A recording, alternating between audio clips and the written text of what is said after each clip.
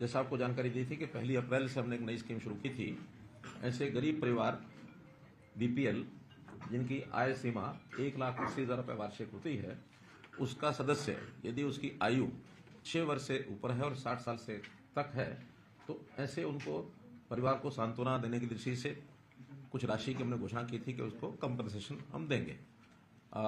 विशेष तौर पर जो कमाने वाला व्यक्ति है, खास करके जिसकी आयु 25 साल से ऊपर और 45 साल तक है, उनको सर्वाधिक 5 लाख रुपया हम कंपनसेट करते हैं। बाकी सबका आयु के हिसाब से 1 लाख, 2 लाख, 3 लाख, ऐसा भी वो सारी योजना आपको पता है। इसमें अभी तक पहले 1964 लाभ पात्रों को हम 75 करोड़ रुपया उनके बैंक खातों में डाल चुके हैं और आज एक अन्य किश्त 44 करोड़ 48 लाख रुपए 1159 ऐसे व्यक्ति के उनके परिवार के खाते में ये हम डाल रहे हैं। तो उसके लिए क्या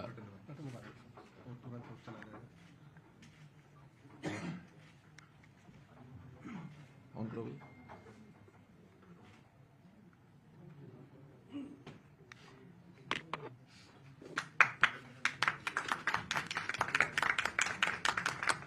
पंडित दीनदयाल उपाध्याय अंत्योदय परिवार सुरक्षा योजना इस योजना का नाम है। इसमें भी राशि 1159 लोगों को 44 करोड़ 48 लाख रुपया आज उनके बैंक में ट्रांसफर समझो हो गई। इसी प्रकार दूसरा विषय है कि अभी पिछले दिनों में जो जहरीली शराब जिसको कहना चाहिए, यमुनानगर में एक बहुत बड़ी दुर्घटना जो हुई है, उस दुर्घटना से वास्तव में बहुत एक दुखदायी घटना है वो। उसके खिलाफ भी हमने कार्रवाई की है और उस कार्रवाई में जो लोग दोषी पाए गए हैं उनके खिलाफ एफआईआर की गई, उनको जेल में डाला गया है। एक विषय तो वो है ही है, साथ में उनके जो लाइसेंस हैं L13, ये लाइसेंस रद्द कर दिया गया है। 2 करोड़ 51 लाख रुपए की राशि इसका जुर्माना किया गया है और ये जुर्माना की राशि की रिकवरी लैंड रेवेन्यूज के हिसाब से जैसे रिकवरी होती है उसको रिकवर किया जाएगा। इसमें 3 मुकदमे यमुनानगर के हैं, 19 आरोपियों को गिरफ्तार किया जा चुका है। 3 मुकदमे अंबाला के दर्ज हुए हैं, 16 आरोपी उसमें गिरफ्तार किए गए हैं। और साथ ही जो ये लाइसेंसधारी हैं 4 लोग हैं, मांगेराम पुत्र राजपाल, अमरनाथ पुत्र रतन सिंह, गौरव कंबोज पुत्र राजकुमार, सुशील कुमार पुत्र प्रेमपाल, इनको डिफाल्टर घोषित कर दिया गया है। और इनके जो जोन है रिटेल वेंड लाइसेंस जो जोन होते हैं, 12 जोन, 4 शहरी, 6 शहरी, 6 ग्रामीण, ये भी रद्द कर दिए गए हैं। 41 सब वेंड, इनके लाइसेंस भी रद्द कर दिए गए हैं। इस प्रकार से एक जिसको कहना चाहिए एक सख्त कदम हमने इसलिए उठाया कि इस प्रकार की हिम्मत आखिर कोई व्यक्ति न कर सके। और लोगों को भी हमने आगाह किया है कि ऐसे जो सर्वेंट्स हैं इनसे कोई भी ऐसा मटेरियल कोई ना खरीदे जिसकी जहरीला होने की जिसकी आशंका बन सकती है। तो वो सारे विषय भी हमने बंद कर दिए हैं। जो आज दयालु स्कीम में हमने बेनिफिशियरीज को पैसा जो ट्रांसफर किया है उसमें 11 लोग ये लोग भी हैं। 18 की डेथ हुई है तो 11 लोग उसमें कवर होते हैं, उनको भी पैसा भेज दिया गया है। ज़्यादातर लोग तो उसमें 5 लाख रुपए वाले हैं, कुछ 3 लाख वाले हैं आयु के हिसाब से। एक ऐसा है जो सिंगल मेंबर फैमिली था तो उसको तो पैसा भेजने का कोई कारण बनता नहीं कि परिवार में और कोई व्यक्ति नहीं है। 3 अभी ऐसे बचे हैं जिनका अभी डेथ सर्टिफिकेट नहीं मिला है, उसके डेथ का कारण भी नहीं पता लगा है। इस प्रकार से बाकी जो बचे हुए हैं उनको भी जैसे उनका डॉक्यूमेंट्स पूरे हो जाएंगे उनको भेज दिया जाएगा, पैसा भेज दिया। 11 में से 5 लाख के हैं, 1 2 3 4 5 लाख के हैं, 3 4 5 3 लाख के हैं, 6।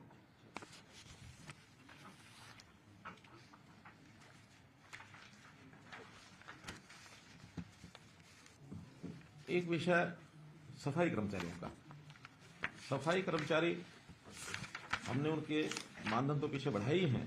एक स्कीम लागू की गई है, उस स्कीम के हिसाब से जो कर्मचारी अपने शहर को स्वच्छता के उच्च मापदंड की श्रेणी में लाएंगे, स्वच्छता जो सर्वेक्षण होता है राष्ट्रीय स्तर पर एक सूची छपती है, उसमें जो ऊपर यानी कारपोरेशन के जो 25% कारपोरेशन यानी 11 हैं तो 3 कारपोरेशन जो उसमें सर्वश्रेष्ठ आएंगे उनके कर्मचारियों को 12,000 रुपया वार्षिक प्रोत्साहन ये दिया जाएगा।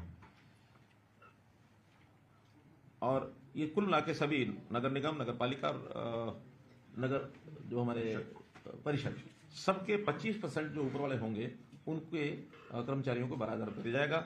उसके अगले जो 25% होंगे यानी कुल 88 है, कितने 88 में से 25% माने 22 नगर पालिकाओं को 12,000 रुपया।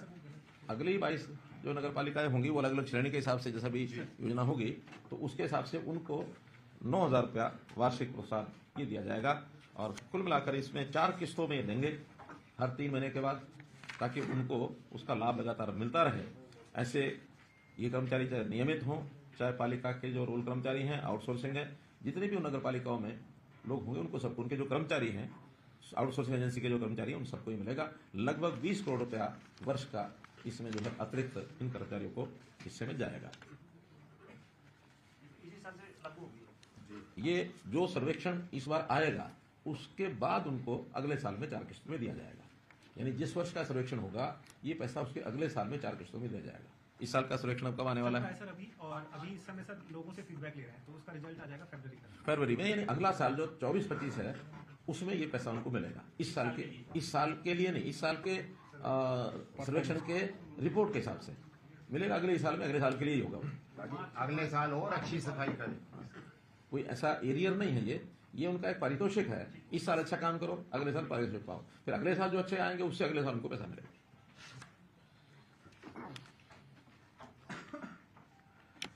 एक विषय है कोविड का। कोविड के दिनों में हमको मालूम है कि बहुत से नियम केंद्र सरकार की ओर से भी बनते रहे हैं, प्रदेश सरकार की ओर से भी बनते रहे हैं, उसको सख्ती से लागू करने की बात भी ये हमेशा आई है।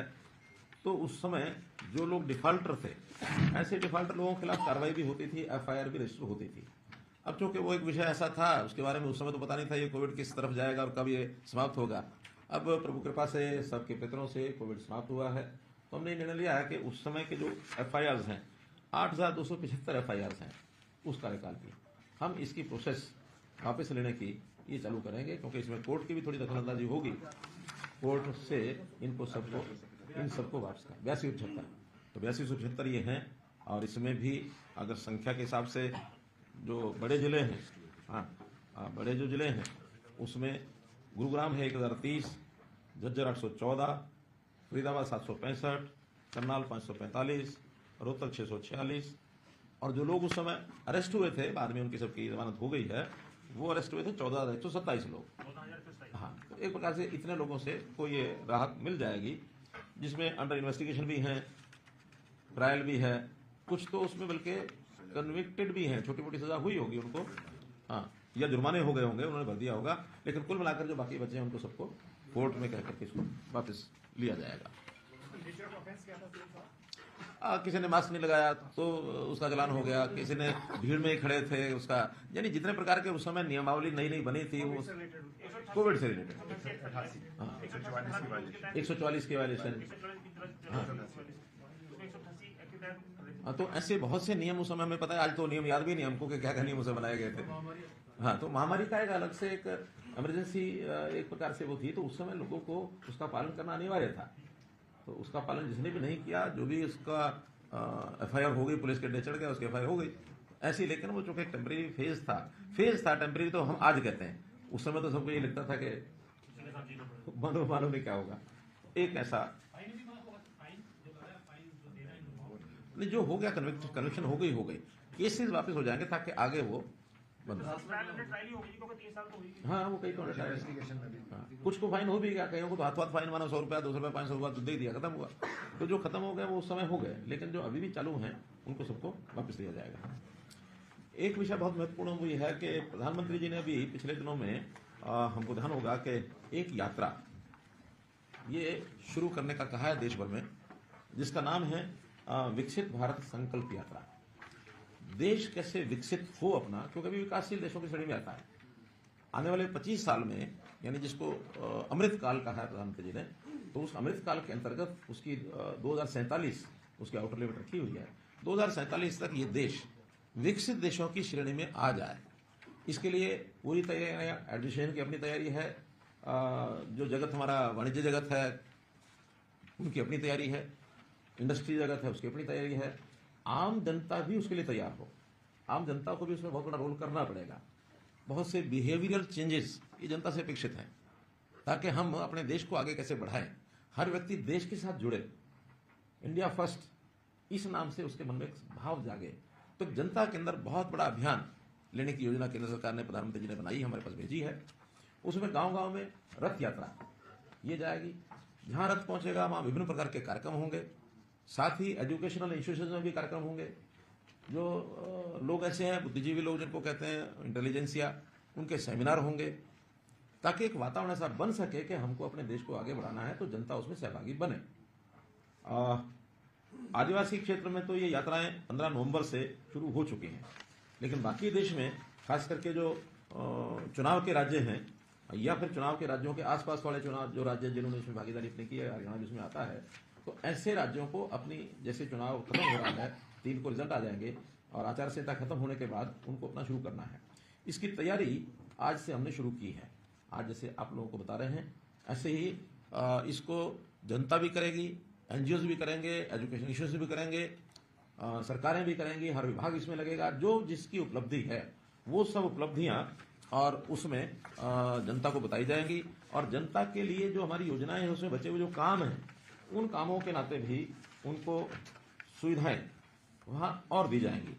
इसके अंदर हरियाणा में हमने सोचा है कि 26 जनवरी तक ये कार्यक्रम चलेगा। तो मान लो 5 दिसंबर के आसपास से एक डेट ऐसे हमने रफ आइडिया उसका बनाया है, बाकी 2 दिन में हम उसकी पूरी प्रारूप बना लेंगे। लेकिन लगभग ये 25 दिन, इस महीने के 25 दिन जनवरी महीने के, तो ये 50 दिन का एक बड़ा कार्यक्रम। हम हरियाणा में ऐसा विचार करते हैं कि 5000 से लेकर के 7000 तक ऐसे कार्यक्रम होंगे। 6200 पंचायतें हैं, 3000 के लगभग वार्ड हैं। वार्डों में क्लस्टर वार्ड के अंदर ये कार्यक्रम होंगे, 2-3 वार्ड का मिला करके। तो कुल मैक्सिमम तो 7000 हो सकते हैं, लेकिन न्यूनतम 5000 जरूर करेंगे 50 दिन में कि 100 कार्यक्रम के एवरेज हर दिन आ जाए। इसमें पूरा हमारा जो स्ट्रक्चर है, इंफ्रास्ट्रक्चर, जितने हमारे लोग हैं, हमारे सरकार के साथ जुड़े हुए कर्मचारी, अधिकारी, नेता, जनता और जो बुद्धिजीवी लोग, अधिकांश लोगों को इसका जोड़ने की हमारी योजना है। एलईडी की वैन जो है वो आएंगी, चलेंगी। अभी हमारे यहाँ आनी शुरू हो गई है, कल शायद 2 वैन आई हैं, फेजेज में आएंगी। ऐसा मान के चलते हैं कि 60 से 75 वैन हमारे यहाँ आएंगी। लेकिन ऑन एवरेज अगर 50 वैन भी रोजाना चलती हैं और 2 कार्यक्रम भी एक वैन ऑन एवरेज करती है तो रोज कितने हो गए? 100। तो 50 दिन में ये न्यूनतम। इससे ऊपर हमारी इतना संसाधन हमारे पास, यानी इंफ्रास्ट्रक्चर होगा, वैन कितनी होंगी, कितने कार्यक्रम बनेंगे, वो सारा जानकारियां आपको बाद में अलग से बताई जाएगी। ये हर एक डिस्ट्रिक्ट में होगी, हर एक डिस्ट्रिक्ट में अलग अलग, क्योंकि वैन काफी होंगी तो हर डिस्ट्रिक्ट का रूट चार्ट बनेगा। और उस डिस्ट्रिक्ट में जहां ज्यादा गांव है वहां 2 की बजाय 3 वाहन चले जाएंगे, 4 चले जाएंगे।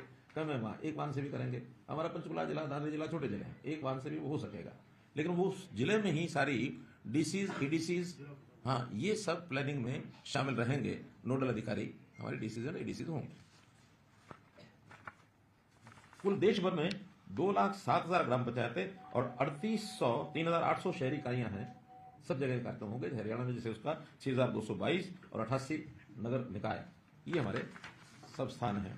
इसमें जितनी भी योजनाएं केंद्र की हैं उन सब योजनाओं को जो जिसको योजना का लाभ नहीं मिला है तुरंत वहां एक आईटी का सारा इंफ्रास्ट्रक्चर बनेगा, कंप्यूटर वहां लगेंगे, स्टाफ वहां होगा। हर योजना का लाभ जिसको नहीं मिला उसको देने की व्यवस्था बनाई जाएगी। प्रदेश की योजनाएं, चाहे उसमें निरोगी हरियाणा है, चाहे आयुष्मान हरियाणा है, चाहे हमारे जो बुढ़ापा पेंशन है अथवा अन्य राशन कार्ड है, कृषि की योजनाएं हैं, बागवानी की योजनाएं हैं, जो कोई ऑनलाइन सेवाएं जिस भी विभाग की हैं, सबकी सब वहां रहेगी ताकि व्यक्ति को ऑन द स्पॉट ज्यादा योजनाओं का लाभ हो सके। इसका एक कार्यक्रम भी बनेगा। यानी अगर एक बिल्कुल अंडरलाइन करके एक वाक्य जो प्रधानमंत्री जी ने बोला है, reaching the unreached and learning from the citizens, यानी जिसको पहुंच नहीं पाए हम उस तक पहुंचना, और जो जिसको लाभ पहुंच गया है उसके अनुभव क्या है, उसके एक्सपीरियंस क्या है, उसकी भावनाएं क्या हैं, उससे हमको कोई ना कोई लर्निंग क्या मिल सकती है ताकि हम उसकी इच्छा अनुसार अंत्योदय की भावना को लेकर के और सारे देश में 130 करोड़ लोगों तक पहुंच सकें। ये उसके पीछे का एक महत्व है। एक वहां प्लेज भी कराई जाएगी जनता को। उस प्लेज में भी देश को 2047 तक आत्मनिर्भर बनाना और विकसित राष्ट्र की लेवल तक लेकर जाना, इसके हिसाब से उसके प्लेज भी होगी, ताकि नागरिक जो हैं इस भूमिका में अपना कर्तव्य कैसे वो निभा सकें, इसलिए उनको प्रेरित करना ये सब उसमें काम रहेगा। इसमें पार्टी के नाते अलग से वो लोग तैयारी हमारे कर रहे हैं और उसकी भी जानकारी आपको कल 24 तारीख को एक मीटिंग पार्टी की जो है वो रखी गई है, वहाँ भी आपको जो जानकारियाँ होंगी वो दी जाएंगी।